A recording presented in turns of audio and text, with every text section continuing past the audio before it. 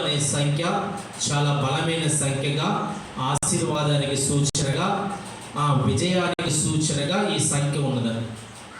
ఎందుకంటే మన దేవుడు ఎవరంటే మొట్టమొదటిగా త్రిత్వమై ఉన్న దేవుడు. ఎవరంటే ఆయన? త్రిత్వం అంటే మూడు, అంటే తండ్రి, కుమార, పరిశుద్ధాత్మ. త్రిత్వమై ఉన్న దేవుడు అంటే త్రిత్వమై ఉన్న దేవుడు అంటే మూడు గుణాలు కలిగినటువంటి వ్యక్తి అతను ఒక్కడే. ఆమేన్, హల్లెలూయా.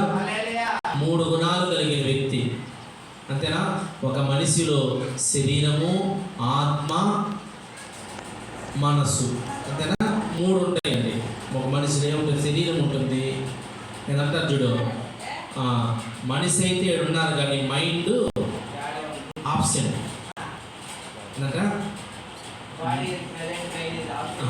Body is present, brain is absent.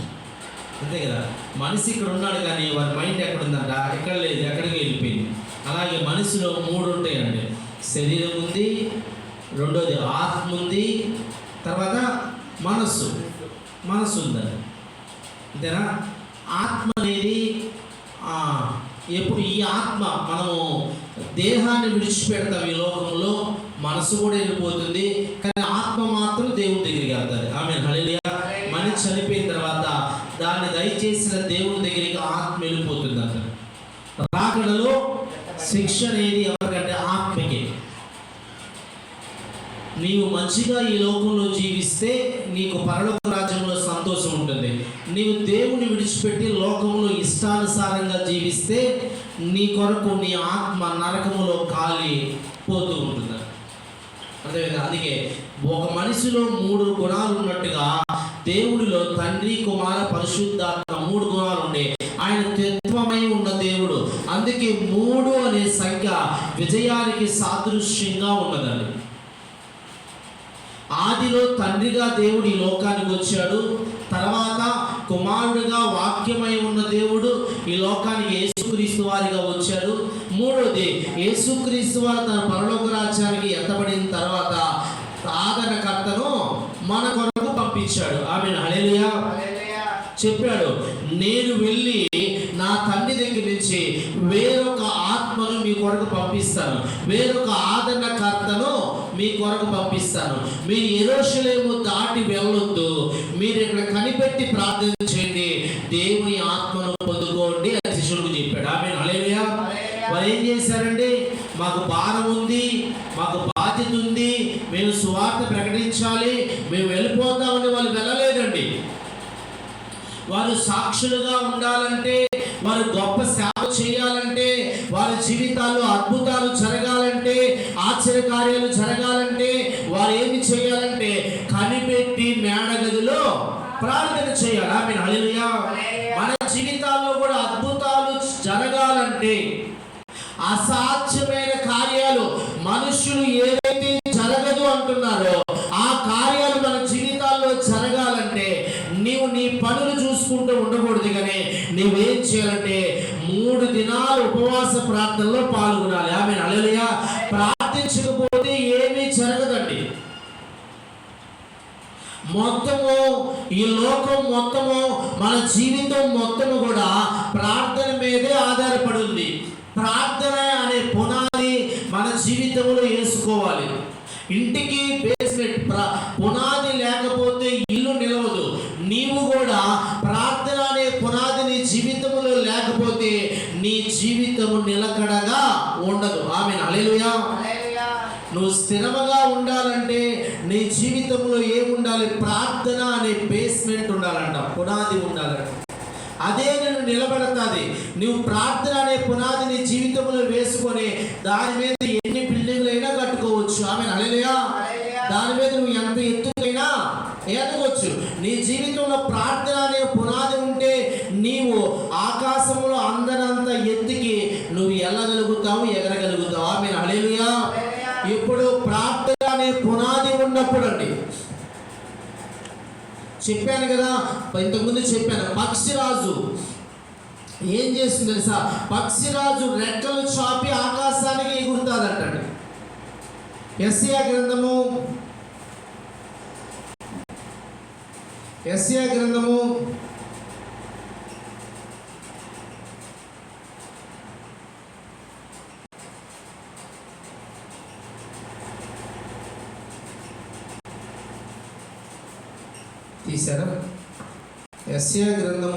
40వ అధ్యాయము 31వ వచనం. యెహోవా కొరకు ఎదురు చూచువారు నూతన బలము కలిగి నూతన బలం పొందుదురు. వారు పక్షిరాజు వలె రెక్కలు చాపి పైకి ఎగురుదురు. ఆమేన్, హల్లెలూయా. ఎవరంట? యెహోవా కొరకు ఉపవాసం ఉండి ఎవరైతే ఎదురు చూస్తారో దేవుడు కార్యాలు చేయగలడు. నేను ఉపవాసం ఉండి మోకాటితో దేవుని సన్నిధిలో నేను ప్రార్థించాను, దేవుడు నా జీవితాలు అద్భుతాలు చేస్తాడు అని చెప్పి ఎవరైతే దేవుని కొరకు ఆశ కలిగి ఎదురు చూస్తూ ఉంటారో వారంట ఆయా పక్షి రాసు వలె రెక్కలు చాపి ఆకాశానికి ఎగురుతారంట. ఆమేన్, హల్లెలూయా. ప్రార్థన అనే పునాదిని వేసుకున్న బిడ్డలు ఆకాశానికి ఎగరగలుగుతారు. వారు ఉన్నతమైన స్థితిలోకి ఎగరగలుగుతారు. వారి గొప్ప స్థితిలోకి వారు నిలబడగలుగుతారండి. ఎవరంట? ఉపవాసం ఉండి దేవుని సన్నిధిలో ప్రార్థించే బిడ్డలు, ఉపవాసం ఉండి దేవుని సన్నిధిలో ప్రార్థించి దేవుని కొరకు నిరీక్షణ కలిగి ఓర్పు కలిగి ఎదురు చూసే బిడ్డల జీవితాల్లో దేవుడు అద్భుతాలు చేసి వారినంట అందనంత స్థితికి ఎగిరే విధంగా గొప్ప స్థితిలో దేవుడు ఉంచుతాడంట. ఆమేన్, హల్లెలూయా. ఈ దేవుని కొరకు ఎదురు చూడాలి, ఉపవాసం ఉండి కన్నీటితో ప్రార్థన చేయాలి. దేవుడు ఇస్తున్నాడు అని చెప్పి నమ్మి ఎదురు చూసే వారిగా మనం ఉండాలంట. ఆమేన్, హల్లెలూయా. ఎందుకు ఉపవాసం అంటే మనము మన కుటుంబ పరిస్థితులను బట్టి, మన పనుల భారాన్ని బట్టి, మనకు వచ్చిన కష్టాలను బట్టి, ఇబ్బందులను బట్టి కొన్ని సందర్భాల్లో మనం ప్రార్థన సరిగ్గా చేసుకోలేకపోతూ ఉంటామండి. మనం ప్రార్థన చేసుకున్నా ఆ ప్రార్థన దేవుని సన్నిధికి చేరకుండా ఉంటుందండి. ఆ ప్రార్థన దేవుని సన్నిధికి చేరాలంటే మనం ఏం చేయాలంటే ఉపవాసం ఉండి దేవుని సన్నిధిలో మనం ప్రార్థన చేయాలి. ఆమేన్, హల్లెలూయా. పక్షిరాజు తన వయసు చాలా అన్ని పక్షుల కంటే అందరికంటే పక్షిరాజు ఆయుష్ ఎక్కువ అంట. ఎందుకంటే ఆ పక్షిరాజు దినదినము తనను తాను నూతన పరుచుకుంటూ ఉంటుందంట. అది బాగా ముసలిదైపోయిన తర్వాత దాని రెక్కలు ఎగరలేని స్థితిలో ఉన్నప్పుడు శరీరం అంతా భారం అయిపోతుందంట. ముసలిదైపోయిన బాగా తిని ఆహారం తిని గేదెలు ఆవులు కనిపించినటువంటి జంతువులంతా తిని అదంట ఆ బాడీ బాగా వెయిట్ ఎక్కువైపోయి ఆకాశానికి ఎగరలేని స్థితిలో వస్తుందంట. వెంటనే ఎప్పుడైతే తాను ఎగరలేని స్థితిలో ఉంటుందో, ఎప్పుడైతే తాను పైకి వెళ్ళలేని స్థితిలో అంటే అందనంత స్థాయికి, ఉన్నతమైన స్థాయికి, గొప్ప స్థాయికి వెళ్ళలేని స్థితిలో ఉంటుందో వెంటనే ఏం చేస్తుందంటే ఒక గుహలోకి వెళ్ళి కూర్చుంటుంది. అదే ఈ గుహ దేవుని మందిరం. ఆమేన్, హల్లెలూయా. ఆ గుహే దేవుని మందిరము. ఆ గుహలో కూర్చుని అది ఏం చేస్తుందంటే కళ్ళు మూసుకొని దేవుని ప్రార్థిస్తూ తన ఏకలంతా, తన శరీరం మీద ఉన్న ఏకలన్నింటినీ పొడుచుకొని బయటకు లాగేస్తుందంట. ఆమేన్, హల్లెలూయా. ఒక్కొక్క ఏకలు ఇప్పుడు తీసుకుంటుంటే శరీరం అంతా గాయాలవుతుంది, రక్తం కారుతూ ఉంటుంది. కానీ అన్నింటినీ ఓర్చుకుంటూ శరీరం మీద ఉండే ప్రతి ఏకలు కూడా బయటకు తీసి పక్కన పడేస్తున్నారు నోటితో రండి. తర్వాత చివరికి తన ముక్కు కూడా బాగా మందమైపోయి ఉంటుంది. ఈ ముక్కు మందాన్ని పోగొట్టాలని ఆ రాయికేసి ముక్కుని రాస్తుందంట. పైనుండి ముక్కుపై ఉండే పొరగొడి ఊడిపోతుందంట. ఆమేన్, హల్లెలూయా. చెప్పాల, హల్లెలూయా. ఆ పక్షిరాజు ఆ విధంగా చేసుకుని అక్కడే మరలా కొత్త ఈకలు, కొత్త బలము, మరలా కొత్త ముక్కు, కొత్త శక్తి బలము వచ్చేంత వరకు ఆ గుహలోనే ప్రార్థిస్తూ ఉంటుందంట. ఆమేన్, హల్లెలూయా. తర్వాత ఎప్పుడైతే నూతన ఈకలు, నూతన ముక్కు, నూతన బలము, నూతన శక్తి వచ్చిందో అప్పుడు బయటికి రెక్కలు చాపి ఎగురుకుంటూ అందరంత ఎత్తుకు ఎగుతారంట. ఆమేన్, హల్లెలూయా. చూసారా? నూతన ఈకలు వచ్చేంత వరకు, నూతన బలం వచ్చేంత వరకు, నూతన ముగ్గు వచ్చేంత వరకు అది ఏది ముట్టుకోదంట. ఆమేన్, హల్లెలూయా. చెప్పాలి, హల్లెలూయా. మనమైతే ఏం చేస్తామండి? దేవుడు కార్యాలు చేయాలమ్మా, ఉపవాసం ఉండండి అమ్మా, ప్రార్థన చేయండి అమ్మా, మీ బ్రతుకు మారాలి, మీరు గొప్ప స్థితిలో ఉండాలి, మీరు ఆశ మీరు ఉపవాసం ఉండి ప్రార్థన చేయండి అమ్మా అంటే మనమైతే మన పనులు విడిచిపెట్టలేము, ఏది విడిచిపెట్టలేము, ఉపవాసం ఉండలేమండి. కానీ ఆ యొక్క పక్షిరాజు అయితే ఆహారం ఎదురుగా ఉన్నప్పుడు కూడా ముట్టుకోకుండా ఉపవాసం ఉంటుందంట. చివరికి నూతన ఈగలు వచ్చినప్పుడు రెక్కలు చాపి ఎగురుకుంటూ వేగముగా వెళ్ళి జంతువులు పట్టుకొని ఆహారం తింటుంది, వేగముగా ఆకాశానికి వెళ్ళిపోతుందంట. ఆమేన్, హల్లెలూయా. చూసా, ముసలిదైనాక దాని కంటి చూపు కూడా మందం అయిపోతుందంట. ఎందుకంట కంటి చూపు కూడా మందం అయిపోతుంది. ఆ పక్షిరాజులో ఉన్న క్వాలిటీ ఏంటో తెలుసా? ఆకాశంలో ఎక్కడో కొన్ని వేల కిలోమీటర్ల ఎత్తులో ఉంటుందంట. కింద ఉండే మనం అంటాం కదా, ఆ వర్షంలో పడుతుంది చూడు, ఏమంటారు దాన్ని, నల్లి నల్లి, అది కూడా చూడగలుగుతుందంట. ఆమేన్, హల్లెలూయా. వర్షం వచ్చినప్పుడు పురుగులు ఉంటాయి, నల్ల సన్నగా పావులాగా, నల్లిగా ఏం పేర్లు అవి, ఎర్రలు. ఆ ఎర్రలు కూడా ఆకాశం నుంచి ఎక్కడ కొన్ని వేల కిలోమీటర్లో ఉన్నదంట. చిన్న ఎర్రను కూడా చూసట కిందకు వచ్చి పట్టుకుంటుందంట. ఆమేన్, హల్లెలూయా. ఎందుకు చెప్తున్నాను తెలుసా ఈ మాటలు? కొన్ని సందర్భాల్లో మనం ప్రార్థన చేస్తుంటాం, దర్శనాలు చూడలేకపోతాం, కళలు కనలేకపోతాం. దేవుడు, అయ్యా నాకు కష్టం వచ్చిందయ్యా, ఏదైనా నాకు చూపించవా, దారి చూపించవా అంటాం. కానీ ఏది మన కంటికి కనిపించదండి. ఎంత కనులు మూసుకొని ఎంత ప్రార్థించినా ఆయన ఏ రూపం మనకి కనపడదు. దేవుడు ఏది మనకి బయలుపరచలేకపోతున్నారు. ఎందుకంటే కడుపు నిండా తింటున్నాం, ఇంటికి వెళ్ళంగానే ప్రార్థన చేసుకుందాం అనుకుంటాం, తినంగానే మంచం మీద పడకేసుకొని చక్కగా పడుకుంటాం. ఎక్కడికి వెళ్ళిపోతామో మనకి తెలియదండి. ప్రార్థించలేకపోతాం, మత్తులుగా ఉంటాం, దర్శనాలు చూడలేకపోతాం, కావలసింది పొందుకోలేకపోతుంటాం, నిద్ర మత్తులుగా ఉంటూ ఉంటామండి. అందుకే మనము ఆ యొక్క పక్షిరాజు కూడా అంట, అది భారం అయిపోయి పైన నుంచి కళ్ళు సరిగ్గా కనిపించలేదంట. ఒకటనుకొని ఒకదాన్ని పట్టుకునే స్థితితో చేస్తారు. ఎందుకంటే ముసలిది అయిపోయిందండి.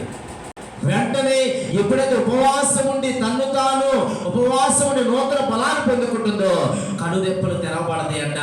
చిన్న ఎలను కూడా చూసే కంటి చూపు దానికి వస్తుందంట. ఆమేన్, హల్లెలూయా. నీవు నేను ఎక్కువగా ప్రార్థనలో ఉంటే ఎన్నో దర్శనాలు చూడగలుగుతాం. నీవు నేను ప్రార్థనలో ఉంటే దేవుడు వెంటనే ఎన్నో చూపిస్తూ ఉంటారండి. గంటల గంటల ప్రార్థనలో ఉన్నా ఇక్కడ మనోనేత్రాలు తెరవబడటం లేదు. ఏదైనా చూపించు ప్రభు అంటే ఏమీ కనపడటం లేదు. ఎందుకంటే బద్దకస్తులుగా అయిపోయాం, దేవుడు చూడలేకపోతున్నాం, ఆయన దర్శనాలు చూడలేకపోతున్నాం.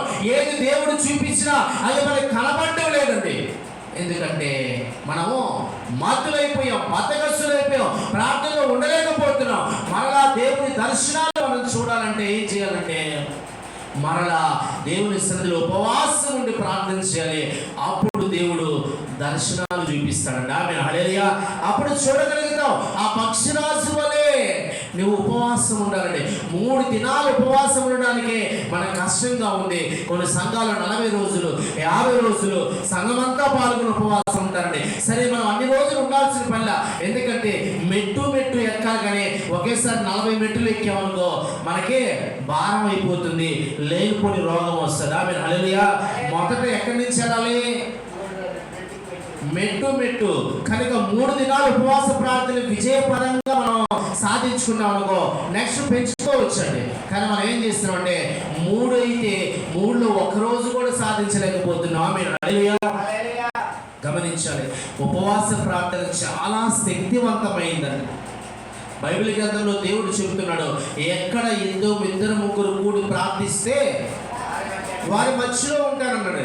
ఎంతమంది అంటే 2 లేక 3 ప్రార్థిస్తే వారి మధ్యలో ఉంటారంటున్నారండి. మరి సంఘంలో ఏం చేయాలి? 2 ముగ్గురుగా మనం ప్రార్థించాలి. 2 కలిసి ప్రార్థిస్తే అది శక్తివంతులు అవుతామంట. ఆమేన్, హల్లెలూయా. బలమైన వారు అవుతామంటండి. చదువుదామా? చూడండి, ద్వితీయోపదేశకాండము 32:30. చాలా మంది అనుకుంటారు, నేను ప్రార్థిస్తున్నాను పాస్టర్ గారు, నేను ఉదయం లేసి మా కుటుంబంలో నేను ప్రార్థించుకుంటున్నావులే పాస్టర్ గారు, మేము చేసుకుంటున్నావులే పాస్టర్ గారు, మాకేం ఇబ్బంది లేదులే పాస్టర్ గారు. చాలా మంది అనుకుంటారండి. సరిపోదు, ఆ ప్రార్థన సరిపోదు. నువ్వు ఒక్కడు చేసుకునే ప్రార్థన శక్తివంతమైనది కాదు. నువ్వు ఒక్కడు చేసుకునే ప్రార్థన బట్టి త్వరలో నీ కార్యాలు జరగవు, ఆలస్యం అవుతాయి అండి. నీ కొరకు ప్రార్థించేవారు కావాలి. చదవండి. తమ ఆశ్రయ దుర్గము శత్రువులను అమ్మివేయని ఎడల యెహోవా శత్రువులను ఆలకింపని ఎడల ఒకడు ఎట్లు 1000 మందిని తరుమును, ఇద్దరు 10,000 మందిని పారదోలుదురు. ఆమేన్. హల్లెలూయా. ఏదైనా మేలు పొందుకోవాలంటే అడ్డుపడుతున్న సైతాన్ని దేవుడు తొక్కాలంట, దాన్ని అమ్మేయాలంట. ఆమేన్. హల్లెలూయా.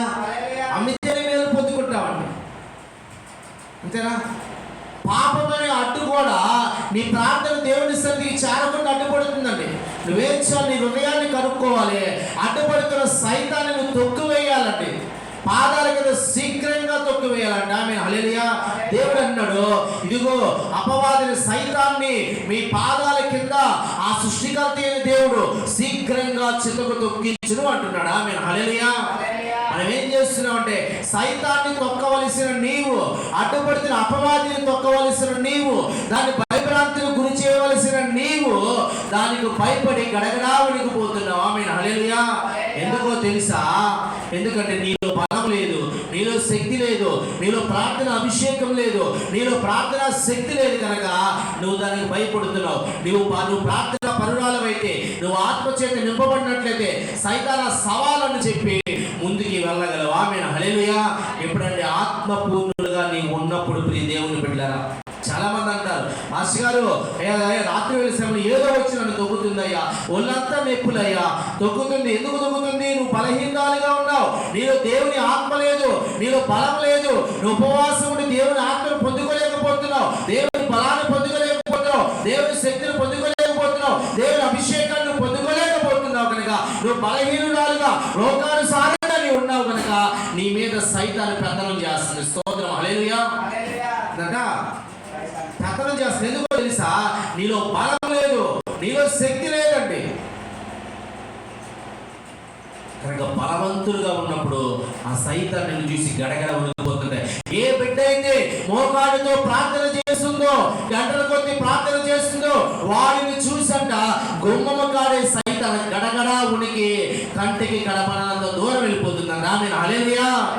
దేవుని శక్తి కావాలండి, దేవుని బలము కావాలి, దేవుని అభిషేకం కావాలి. ప్రియ దేవుని బిడ్డ, నేను ఒకరోజు మా సంఘంలో బిడ్డల కొరకు ప్రార్థన చేస్తూ ఉన్నానండి. ఎస్తరమ్మ కొత్తగా నేను వచ్చిన వెంటనే ఎస్తరమ్మ గారి కుటుంబంలో ఒక చిన్న సాధన వచ్చింది. ప్రార్థన చేస్తున్నాము, వచ్చాను. ఆ రోజు వాళ్ళ ఇంట్లో ప్రత్యేకమైన కూడిక ఒకటి పెట్టాము. కొత్త ఈ యొక్క సైతాన్ ప్రభావం నుంచి విడుదల కలగాలని ప్రార్థన పెట్టాము. నైట్ ప్రార్థన పెట్టి వెళ్తూ ఉన్నాను. వెళ్తున్నప్పుడు ఏం చేసిందంటే, నేను వెళ్తుంటే లారీ అటుపక్కెళ్ళే లారీ నా మీదకు దూసుకొని వచ్చేసిందని.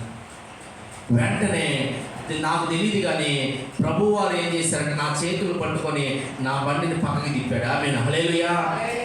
నేను తిప్పలేదు, నాకు అర్థమవుతుంది. నేను అనుకున్నాను ఎందుకు ఇలా జరుగుతుందని. నేనైతే ఆలోచనలో పడ్డాను, ఎందుకు ఆ లారీ ఇటు వస్తుంది ఏందని ఆలోచనలో పడ్డాను. కానీ దేవుడు ఏం చేశాడు, నా చేతులు కంట్రోల్ చేసి దాన్ని కిందకి పంపించాడు, బండి కూడా కంట్రోల్ అయ్యింది. ఆమేన్. హల్లెలూయా. గమనించాలి. ఎందుకు ఈ మాట చెప్తున్నానంటే, సైతాన్ ఊరకనే ఉంటుందా? నీలో బలం లేకపోతే నిన్ను చెదరదొక్కాలంటుంది. దేవుడు నీతో లేకపోతే అది నేను ఏదైనా చేయాలంటుంది. ఇక్కడ ఆశ్రయదుర్గం అంటే ఎవరంటే ఆయన రాయబడి చదివి ఆశ్రయదుర్గము. ఆశ్రయదుర్గమైన దేవుడు నీతో ఉంటే ఏ అపవాది పన్నాగాలు నిన్నేమి చేయలేవు. ఆమేన్. హల్లెలూయా. ఏ సైతాను పన్నాగాలు నిన్నేమి చేయలేవు, ఏ దురాత్మ పన్నాగాలు నిన్నేమి చేయలేవండి. నేను ఇంటికి వెళ్ళగానే మళ్ళీ ఏం జరిగిందంటే, ఒక అకాదం చేసి సైతాను వాడు ఏం చేశాడంటే వచ్చి కిటికీలో నుంచి వచ్చి చెవులు వస్తున్నారు. ఆమేన్. హల్లెలూయా. నేను నిద్రపోతా ఉన్నాను. నిద్రపోతున్నప్పుడు వాడు వచ్చి కిటికీలో వచ్చి చెవులు చూస్తున్నారంట. నేను చూసి ఎవరు రా వీడు అని చెప్పి వెంటనే నేను లేచి నా చేతిలో వెంటనే పక్కన ఎప్పుడు నా బైబిల్ బ్యాగ్ ఉంటుంది, పడుకున్నప్పుడు నా పక్కన బైబిల్ బ్యాగ్ ఉంటుంది. నేను వెంటనే తీసి ఆ చేతిలో కొబ్బరి ధైర్యాలు వేసి నేను వాడి మీద ఎవడరా అని చెప్పి నేను చల్లుతుంటే వాడంట భయపడి గురుక్కుంటూ నేను చూస్తుండగా నా కంటుకు కనిపించినంత దూరం వెళ్ళిపోయాడంట. ఆమేన్. హల్లెలూయా. చెప్పాలి. హల్లెలూయా. గమనించాలి. ఇది కొంచెం నాకు గుర్తుండిపోయిందండి. ఎందుకంటే మనకి దేవుడు ఆశ్రయదుర్గంగా ఉంటే, ప్రభు అభిషేకాన్ని నువ్వు పొందుకుంటే, ప్రభు శక్తిని నువ్వు పొందుకుంటే, ఆ సైతాన్ని నువ్వేం చేస్తావు? నీ పాదముల కింద శీఘ్రముగా అంటే దాని అర్థం ఏంటి? తప్పకుండా. ఆమె తప్పక అంతేనా? శీఘ్రంగా అంటే తప్పక, ఇప్పుడే. శీఘ్రంగా అంటే వెంటనే, తప్పక అంటే వెంటనే ఇప్పుడే నీకు దేవుడు అభిషేకం ఇస్తే, నీకు బలం ఇస్తే, ఆ సైతం నీ దగ్గరికి రాగా నువ్వేం చేస్తుంటే శీఘ్రముగా తప్పకుండా వెంటనే చిరగొడుగుతాడు. ఆమేన్, హల్లెలూయా. అటువంటి అభిషేకాలు పొందుకోవాలి, ప్రార్థన శక్తిని పొందుకోవాలి, ప్రార్థన అభిషేకాలు పొందుకోవాలి. శిష్యులు కొద్దిమంది అంట ఒక చెవిటి మోగా దేవి పట్టినటువంటి ఒక పిల్లవాడిని శిష్యుల దగ్గరికి తీసుకొచ్చారండి. తీసుకొస్తే శిష్యులు కొన్నిసార్లు అంటాం, ఈ పని జరగడం లేదు పాస్టర్ గారు, ఎంత ప్రార్థించినా ఈ పని జరగడం లేదండి. ఆ పని జరిగేలాగా నువ్వు ఉపవాసముని ప్రార్థిస్తే మనకు ఆశ్రయమే దృఢమైన దేవుడు ఆ పనిని చేతికి అప్పగిస్తాడు. ఆమేన్, హల్లెలూయా. ఆ విజయాన్ని నువ్వు చూడగలుగుతావు. ఏదైతే జరగడం లేదు, ఈ పని ముందుకు సాగడం లేదు, ఈ పని అవ్వడం లేదని నువ్వు అనుకుంటావో, నువ్వేం చేయాలంటే ఆ దేవుడిని స్తుతించి ఉపవాసముని ప్రార్థిస్తే ఆ కార్యం అయ్యేలాగా ఆ పనిని దేవుడి చేతికి అప్పగిస్తాడు. ఆమేన్, హల్లెలూయా. దేవుడు అప్పగింపని ఎలా విజయం వస్తుందంట? ఎలా వస్తుందంటే దేవుడు అప్పగించాలి. అడ్డుపడుతున్న సైతాన్ని బంధించే విధంగా నీకు అప్పగిస్తే నీకు విజయం. అడ్డుపడుతున్న శత్రువులు భయపడి నీ దగ్గర నుంచి పారిపోయే విధంగా దేవుడు నీకు అప్పగిస్తే అప్పుడు నీకు విజయం. ఆమేన్, హల్లెలూయా. దేవుడు అప్పగించాలంట. తమ దేవుడు తమ ఆశ్రయ దుర్గము వారిని అప్పగింపని ఎడల, వారిని వారి చేతికి ఇవ్వని ఎడల ఒకడు 1000 మంది. చదవండి ప్రమాణం, ఒకడు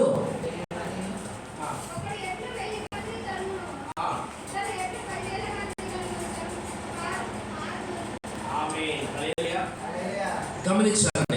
మన దేవుడు మనతో ఉంటే అంట ఒకడు ఎంతమందిని తరుగుతారంటమ్మా?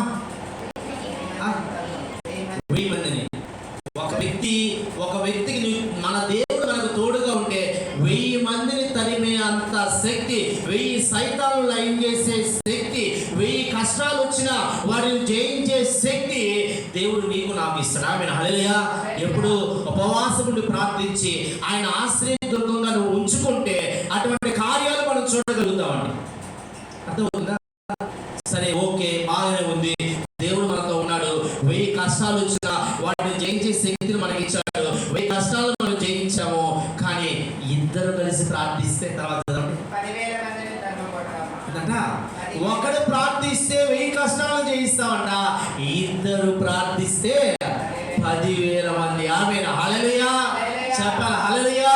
10,000 మంది ఒక్కసారి నీ మీద 10,000 కష్టాలు, శ్రమలు, ఇబ్బందులు, బాధలు, నిందలు, అవమానాలు అన్ని ఒక్కసారిగా నీ మీద వచ్చిపోయినా ఇద్దరు కలిసి ప్రార్థిస్తే అవి పటాపంచలైపోతాయంట. ఆమేన్, హల్లెలూయా. ఒకరిలో శక్తి ఉందా? ఇద్దరిలో శక్తి ఉందా? ఇద్దరిలో ఉందండి. ఇద్దరిలో శక్తి ఉంది. 10,000 మంది అంట. ఒకడు 1000, 10 మంది కలిస్తే 10,000 మంది. కానీ ఇద్దరు కలిస్తే 10 మంది చేసే శక్తి దేవుడు ఇస్తాడంట. ఆమేన్, హల్లెలూయా. గమనించాలి, ఇద్దరు కలిస్తే సంఖ్య ఎక్కడికి వెళ్ళిపోతుందంట? చాలా చాలా పైకి వెళ్ళిపోతుందండి. మరి ఆ శక్తి కావాలా లేదా మనకి? అందుకే ఉపవాసం ఉండమ్మా, మందిరానికి రాన్నమ్మా, కలిసి ప్రార్థన చేద్దాం, దేవుని సన్నిధిలో వేడుకుందామమ్మా అంటే ఒకరు కూడా ముందుకి రావడం లేదు. మందిరానికి వచ్చి ఒకరి కొరకు ఒకరు ప్రార్థన చేస్తారేమో, సంఘ అవసరతల కొరకు ప్రార్థన చేస్తారేమో, సేవకులుగా నేను ఒక్కడిని ప్రార్థిస్తున్నాను, నాతో కూడా మీరు ప్రార్థన చేస్తారేమో, 10 రోజులు పట్టే ఆ సమయం ఒక రోజులోనే అయిపోతుందేమో అని ఆశపడుతుంటే ముందుకు రావలేదంట. ఒక్కరు చేస్తే 1000 రోజులు పడుతుంది. ఒక్కడు చేస్తే ఒక రోజు అనుకో, ఇద్దరు చేస్తే మధ్యాహ్నానికి అయిపోతుంది పని. ఆమేన్, హల్లెలూయా. చదవండి ప్రసంగి గ్రంథము, చదవండి.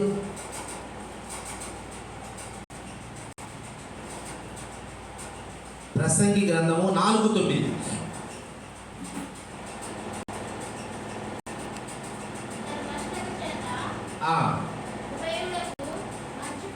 ఇంకొకసారి చదవండి. ఇద్దరు కష్టము చేత మంచి ఇద్దరు కష్టము చేత ఉభయులకు మంచి ఫలము కలుగును కనుక ఒంటిగాడే ఉండుట కంటే ఇద్దరు కూడి ఉండుట మేలంట. ఆమేన్, హల్లెలూయా. ఎంతమంది అంటండి?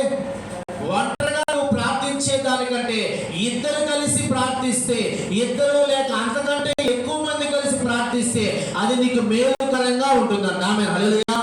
చూసారా ఎందుకు తెలుసా? త్వరగా పని అయిపోతుందంట. నీ కొరకు ప్రార్థించేవాళ్ళు కావాలి, నీ కొరకు ప్రార్థించే సంఘము కావాలి, దేవుని సన్నిధిలో నీ అవసరం కొరకు ప్రార్థించే గుంపు కావాలి, సంఘం కొరకు ప్రార్థించే గుంపు కావాలి. అప్పుడంట అది సంఘానికి మేలుకరంగా ఉంటుందంట. ఆమేన్, హల్లెలూయా. ఇద్దరు కలిసి ప్రార్థిస్తే అంట అది మేలుకరంగా ఉంటుందంట. ఒక్కడ కలిసి ప్రార్థిస్తే దానికి రోజులు గడవచ్చు, దానికి జవాబు రాకపోవచ్చు కూడా. ఆమేన్, హల్లెలూయా. తర్వాత చదవండి అక్కడే 11 అది 10 కూడా చదవండి. వారు పడిపోయినను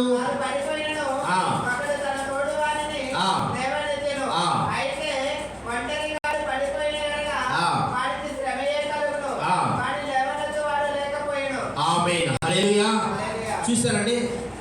ఒకడు ఇద్దరు కలిసి ఉన్నప్పుడు ఒకడు పడిపోతే రెండో వ్యక్తి ఏం చేస్తాడంట? లేవనెత్తుతాడంట. ఆమేన్, హల్లెలూయా. ఇప్పుడు సంఘంలో ఇద్దరు కలిసి ఒకరి గురించి ఒకరు ప్రార్థన చేశారనుకో, అప్పుడు ఏం చేస్తాడంటే నువ్వు ఏదైతే జయించలేకపోతున్నావో అది ఇతని ప్రార్థన ద్వారా నువ్వు జయించగలుగుతావు. ఆమేన్, హల్లెలూయా. నువ్వు ప్రార్థించలేని స్థితిలో ఉన్నప్పుడు మరో వ్యక్తి నీ గురించి ప్రార్థిస్తాడు, అప్పుడు నువ్వు త్వరగా మేలు పొందుకుంటావు. ఆమేన్, హల్లెలూయా. ఒక వ్యక్తి పడిపోతే మరో వ్యక్తి లేవనెత్తే వ్యక్తి కావాలంట. కనుక ఇద్దరు కలిసి ప్రార్థించాలంటాడు. ఇద్దరు, అందుకే దేవుడు అన్నాడు ఇద్దరు ముగ్గురు కలిసి ప్రార్థిస్తే వారి మధ్యలో ఉంటారన్నాడు. కుటుంబాల్లో కూడా ఒక్కరు రక్షణ పొందితే సరిపోదండి, కుటుంబాల్లో రక్షణ పొందవలసిన వారు అందరూ కావాలి. ఎంతమంది రక్షణ పొందే సంఖ్య నీ కుటుంబంలో పెరుగుతుందో అంత బలం నీకు. ఆమేన్, హల్లెలూయా. ఒక్కరు కలిసి చేస్తే 1000 రోజులు పట్టింది అనుకో, ఇద్దరు కలిసి చేస్తే 500 రోజులు, అంతేనా? ఇంకా చెప్తే 1000 రోజులు ఒక్క రోజు పట్టవచ్చు. ఆమేన్, హల్లెలూయా. బైబిల్ పరంగా మనం చూస్తే ఒక్కడు 1000 10,000 అన్నట్టుగా ఇద్దరు కలిసి చేస్తే 1000 రోజులు పట్టాల్సిన సమయం ఒక్క రోజు పట్టవచ్చు. ఆమేన్, హల్లెలూయా. ఇద్దరు కలిస్తే శక్తి ఎక్కువ అంట. కనుక ఇద్దరు కలిసి ప్రార్థన చేయాలి. సంఘంలో మనం ఏం చేయాలి? ఇద్దరు ముగ్గురు కలిసి ప్రార్థిస్తే దేవుడు అద్భుతాలు చేస్తారంటున్నాడు. దేవుడు దేవుడు ఆశ్చర్య కార్యాలు చేస్తారంటున్నాడు. ప్రార్థించే వారు మనకి కావాలండి, ప్రార్థించే గొప్ప మనకు కావాలి. ప్రియ దేవుని బిడ్డలారా, తర్వాత చదవండి 11.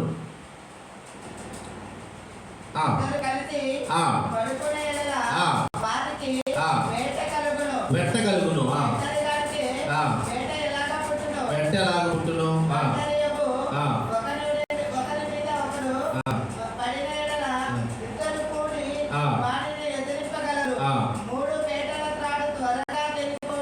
ఆమేన్, హల్లెలూయా.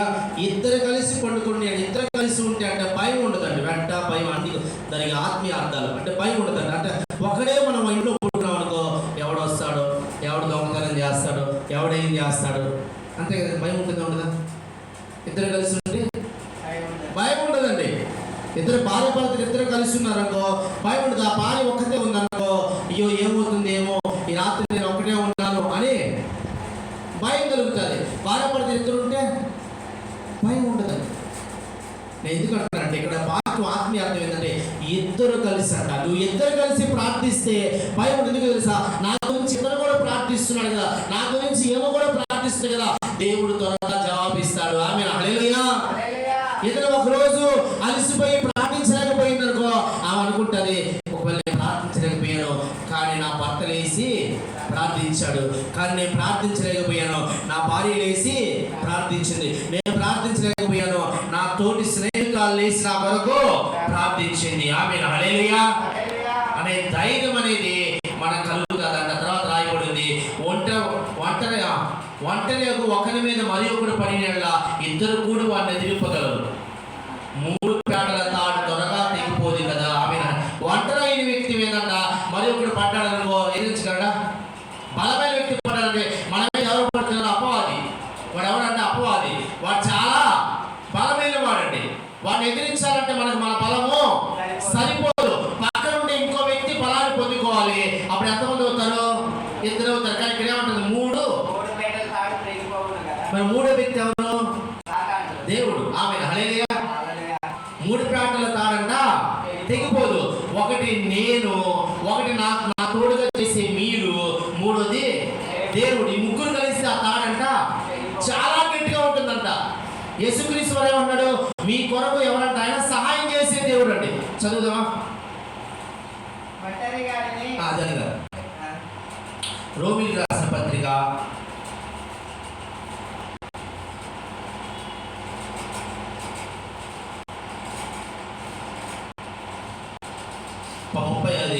అధ్యాయము 34వ వచనం.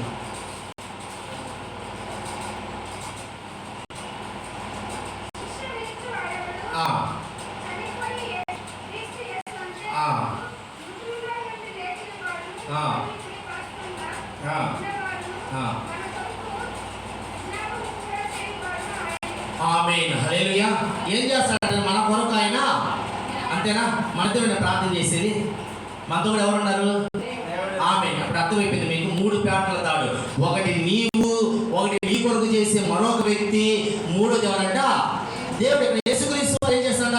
మనందరి కొరకు కూడా ఆయనంట విజ్ఞాపన చేస్తున్నాడు, తండ్రి ప్రార్థన చేస్తున్నాడు. అది ఎప్పుడైతే ఇద్దరు కలిసి ప్రార్థిస్తారో వారి మధ్యలో ఆయన ఉండి మూడో వ్యక్తిగా ఉండి నువ్వు దేని కొరకైతే ప్రార్థిస్తున్నావో అదే అంశం కొరకు యేసుక్రీస్తు వారి తండ్రిని వేడుకుంటా, అయ్యా ఈ బిడ్డకి కొరత ఉందంట, అయ్యా ఇద్దరు కలిసి ప్రార్థిస్తున్నారు, మూడో వ్యక్తిగా నేను కూడా ప్రార్థిస్తున్నాను, మా ప్రార్థన ఆలకించు. ఆమేన్, హల్లెలూయా.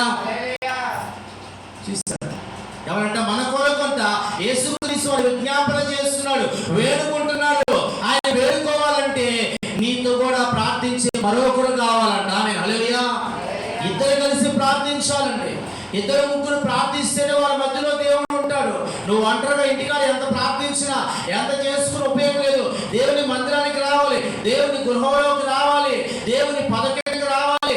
దేవుని మందిరంలో, దేవుని సంఘంలో నువ్వు ప్రార్థించినప్పుడు నీ కొరకు మరొకరు ప్రార్థిస్తే యేసుక్రీస్తు మధ్యలో ఉండి మన అంశాల కొరకు ఆయన తండ్రికి ప్రార్థిస్తాడు.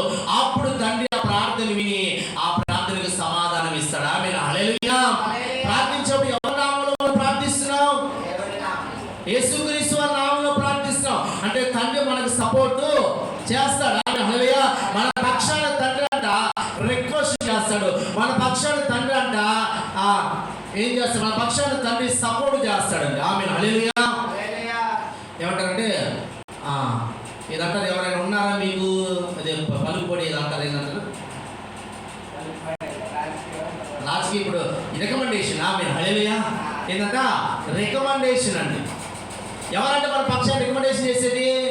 యేసుక్రీస్తు వారు. నీవు నేను వేడుకుంటున్నావు, కానీ ఆ కార్యం జరగాలంటే రికమెండేషన్ కావాలి. ఇప్పుడు కొన్ని స్కూల్లో చేరాలనుకో కొంతమంది ఫోన్ చేసి రికమెండేషన్ చేయాలి, అయ్యా వీళ్ళు మంచి వాళ్ళే, కొంచెం మన బిడ్డలే లేదు చేర్చుకోండి అంటే చేర్చుకుంటారు. ఏదైనా జాబ్ రావాలనుకో ఏం కావాలి? లక్ష్మణ్ గారు రికమెండేషన్ కావాలి. లక్ష్మణ్ గారికి తెలుసు. ఆమేన్, హల్లెలూయా. ఏం చేయాలంట? ఒకటి మన దేవుడి రికమెండేషన్ కూడా ఈ లోకంలో గురించి చెప్తున్నాను. ఏదైనా రావాలంటే ఏం చేయాలంటే రికమెండేషన్ కావాలండి. ఎవరో ఒకరు మన గురించి మన మనిషి అని చెప్పాలి. యేసుక్రీస్తు వారంట మన గురించి చెప్తున్నాడు. ఆమేన్, హల్లెలూయా. ఇదిగో ఈ బిడ్డల కొరకు నేను వేడుకుంటున్నాను, ఈ బిడ్డ నా బిడ్డే, ఈ బిడ్డ కొరకు నేను రికమెండేషన్ చేస్తున్నాను, ఈ బిడ్డ కోరిక తీర్చు. ఆమేన్, హల్లెలూయా. ఈ బిడ్డ ఆశ తీర్చు, ఈ బిడ్డ ప్రార్థన విను, ఈ బిడ్డ కష్టం నుంచి విడిపించు, బాధల నుంచి విడిపించు, శ్రమ నుంచి విడిపించు, నిందల నుంచి విడిపించు, ఈ బిడ్డకి సహాయం చేయమని చెప్పి ఆ దేవుడు మన కొరకు రికమెండ్ చేస్తాడు. ఆమేన్, హల్లెలూయా. విజ్ఞాపన చేసే దేవుడిగా ఉన్నాడు. మన దేవుని సన్నిధిలో ఇద్దరు ముగ్గురుగా ఉండి మనం ఏం చేయాలంటే దేవుని సన్నిధిలో వేడుకోవాలి, ప్రార్థన చేయాలి. దేవుని బిడ్డరా, మరి మనం ఎలా ఉంటున్నామండి? ప్రార్థన చేస్తున్నావా? గమనించాలండి, ప్రార్థన చేస్తున్నావా? మన కొరకు సంఘములో కూడా ప్రార్థించేవారు కావాలండి, సంఘములో కూడా సపోర్ట్ చేసే వాళ్ళు కావాలి. నేను అనుకుంటున్నాను, ప్రార్థన చేయండి, ప్రభు చిత్తమైతే ప్రార్థన చేయండి. నేను మన యేస్మన్ అమ్మగారిని అడగాలనుకుంటున్నాను. ఎందుకంటే ఇప్పుడే చెప్పుకోవాలి, ఇద్దరు కలిసి ప్రార్థన చేస్తే అద్భుతాలు జరిగేది. అదేవిధంగా ఇద్దరు కలిసినప్పుడు మూడు వ్యక్తిగా దేవుడు ఉండి 3 పేటల తాడు తెగిపోదంట. ఇద్దరు కలిసి ఉంటే వెంట కలిగినట్టే భయం ఉండదంట. ఇద్దరు కలిసి ఉంటే వెంట అంటే ఏంది? చలి లేకుండా ఉండడం. చలి అంటే చలి వణుకంటే అది శ్రమ, ఇబ్బంది, భయానికి సాదృశ్యం అండి. అది లేకుండా వెంటగలిగి మౌనం